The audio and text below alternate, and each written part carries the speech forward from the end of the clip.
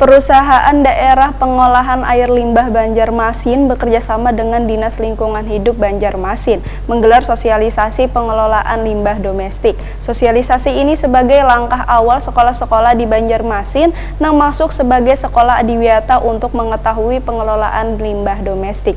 Pemirsa, inilah kabar nang selengkapnya. Perusahaan Daerah Pengolahan Air Limbah Banjarmasin bekerjasama dengan Dinas Lingkungan Hidup Banjarmasin menggelar sosialisasi pengolahan limbah domestik.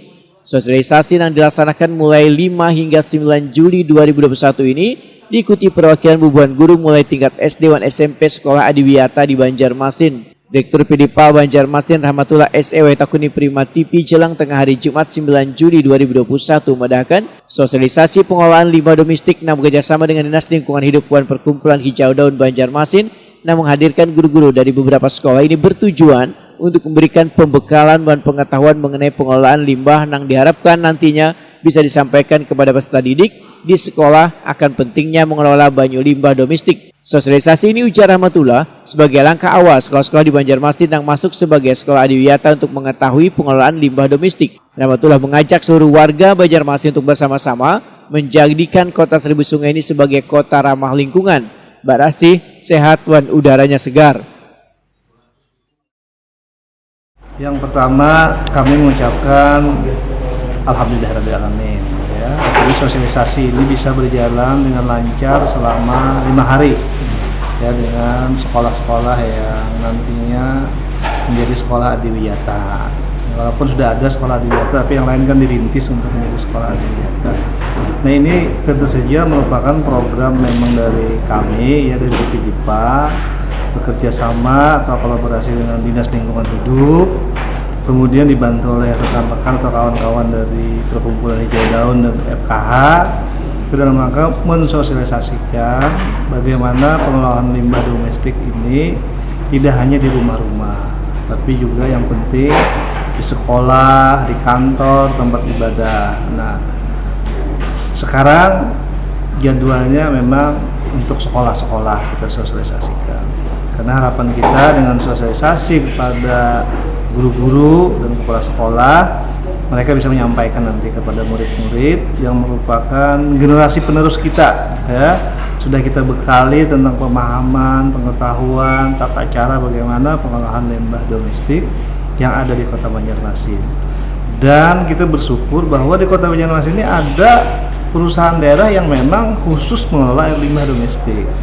Makanya kami mengajak ya, semua warga kota, semua stakeholder untuk bersama-sama, semua komunitas juga bersama-sama bagaimana mewujudkan Kota Banjarmasin ini benar-benar ramah lingkungan, bersih, sehat, udaranya segar, sungainya bersih. Sementara itu, Ketua Perkumpulan Hijau Daun Banjarmasin Hasan Zainuddin memudahkan contoh kecil dari pencemaran limbah, yaitu masih ada sebagian warga yang masih menggunakan jamban di area pinggiran sungai. Padahal hasil limbah dari pembuangan yang berasal dari jamban tersebut merupakan produksi penghasil bakteri coli. Sedangkan Banjarmasin merupakan kota dengan jumlah bakteri coli yang sangat tinggi, yang idealnya cuma 250 ppm atau diperkirakan ada ribuan ppm. Ini sangat berbahaya jika sungai tercemar oleh bakteri coli yang sangat tinggi, imbasnya banyu tersebut jika dikonsumsi akan menyebabkan diare dan penyakit lainnya. Penggiat lingkungan ini pun berharap guru-guru yang sudah mendapatkan sosialisasi ini nantinya bisa mengedukasi peserta didiknya untuk mengelola limbah yang berada di sekolah sebagai kerajinan yang bisa bermanfaat bagi lingkungan. Jadi sebenarnya jamban itu adalah tempat di mana produksi dingyat. Dingyat itu adalah penghasil bakteri coli. Nah, kita tahu Banjarmasin bakteri colinya sangat tinggi. Yang idealnya atau ambang batasnya cuma 250 ppm. Tapi nyatanya menurut hasil penelitian ada yang ribuan ppm. Itu sangat berbahaya untuk daerah kita, karena dengan bakteri coli yang jelek maka sungai itu kalau terminum itu bisa membuat kita sakit seperti kolera, disentri, diare dan macam-macam. Dan itu bisa juga kalau sanitasinya jelek itu membuat generasi stunting, generasi kerdil. Makanya melalui sosialisasi ini kita berharap bahwa pengajaran itu harus dimengerti. Nah, kenapa kita pilih guru-guru? Karena guru-guru ini berkemampuan untuk mengedukasi, menginspirasi, memotivasi, karena mereka punya anak didik. Kita ke depan generasi inilah yang akan menjadi generasi emas untuk menciptakan Banjarmasin ini sebagai kota yang sejuk dan indah. Jika Banjarmasin ini kotanya sejuk, indah, maka usia warga Banjarmasin akan panjang-panjang. Tetapi dikala Banjarmasin ini gersang, kumuh dan segala macam, maka membuat warga kota pun akan stres. Biasanya kalau daerah yang sejuk orangnya peramah, tapi kalau daerah yang gersang biasanya pemarah. Kita ingin Banjarmasin menjadi kota yang ramah.